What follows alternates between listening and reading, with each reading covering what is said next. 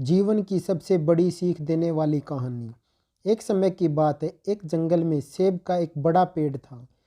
एक बच्चा रोज उस पेड़ पर खेलने आया करता था। वह कभी पेड़ की डाली से लटकता, कभी फल तोड़ता, कभी उछल कूद करता। सेब का पेड़ भी उस बच्चे से काफ़ी खुश रहता था। कई साल इस तरह बीत गए। अचानक एक दिन बच्चा कहीं चला गया और फिर लौट के नहीं आया। पेड़ ने उसका काफ़ी इंतज़ार किया, वह नहीं आया। अब तो पेड़ उदास हो गया था। काफ़ी साल बाद वह बच्चा फिर से पेड़ के पास आया, पर वह अब कुछ बड़ा हो गया था। पेड़ उसे देखकर काफ़ी खुश हुआ और उसे अपने साथ खेलने के लिए कहा। पर बच्चा उदास होते हुए बोला कि अब मैं बड़ा हो गया हूँ, अब उसके साथ नहीं खेल सकता। बच्चा बोला कि अब मुझे खेलने के लिए खिलौना अच्छे लगते हैं, मेरे पास खिलौने खरीदने के लिए पैसे नहीं हैं। पेड़ बोला, उदास ना हो, तुम मेरे फल तोड़ लो और उन्हें सेब के बेच कर खिलौने खरीद लो।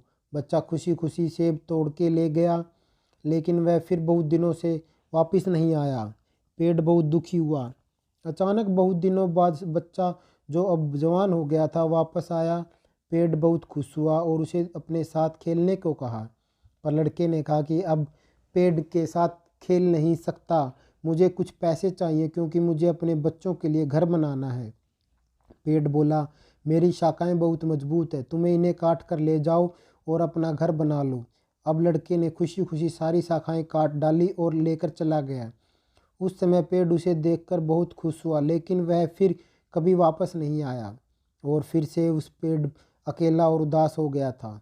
अंत में वह काफ़ी दिनों बाद थका हुआ वहां आया और पेड़ उदास होते हुए बोला कि अब मेरे पास ना फल है और ना ही लकड़ी, अब मैं तुम्हें मदद नहीं कर सकता। बूढ़ा बोला कि अब उसे कोई सहायता नहीं चाहिए, बस एक जगह चाहिए जहां वह बाकी ज़िंदगी आराम से गुजार सके। पेड़ ने उसे अपनी जड़ों में पनाह दी और बूढ़ा हमेशा के लिए वहीं रहने लगा। यही कहानी आज हम सब की भी है। मित्रों, इसी पेड़ की तरह हमारे माता पिता भी होते हैं। जब वो छोटे होते हैं तो उन्हें के साथ खेलकर बड़े होते हैं और बड़े होकर उन्हें छोड़कर चले जाते हैं और तभी वापस आते हैं जब हमें कोई ज़रूरत होती है। धीरे धीरे ऐसे ही जीवन बीत जाता है। हमें पेड़ रूपी माता पिता की सेवा करनी चाहिए, ना कि सिर्फ उनके फ़ायदा लेना चाहिए।